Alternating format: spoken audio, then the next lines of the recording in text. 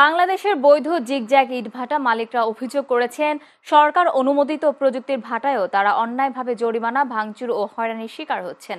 মালিকদের দাবি, এতে সরাসরি 50 লাখ শ্রমিকের জীবিকা হুমকির মুখে পড়েছে এবং ব্যাংক ঋণের 8,000 কোটি টাকা অনাদায়ী হওয়ার ঝুঁকি তৈরি হয়েছে।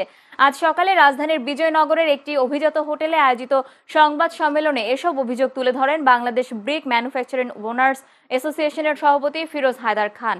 তিনি বলেন, ড্রাম ও ফিক্সড চিমনি ইটভাটা বন্ধের সরকারি সিদ্ধান্তকে তারা স্বাগত জানান।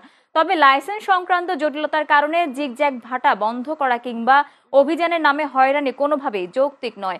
সংগঠনটির নেতারা আরও বলেন, ভাটার দূরত্ব সীমা 400 ও 700 মিটার পুনর্নির্ধারণ, ক্ষতিপূরণ ছাড়া কোনো ভাটা বন্ধ না করা, ইটভাটা শিল্পকে ইন্ডাস্ট্রি হিসেবে ঘোষণা এবং হয়রানি বন্ধে সুস্পষ্ট নির্দেশনা জরুরি।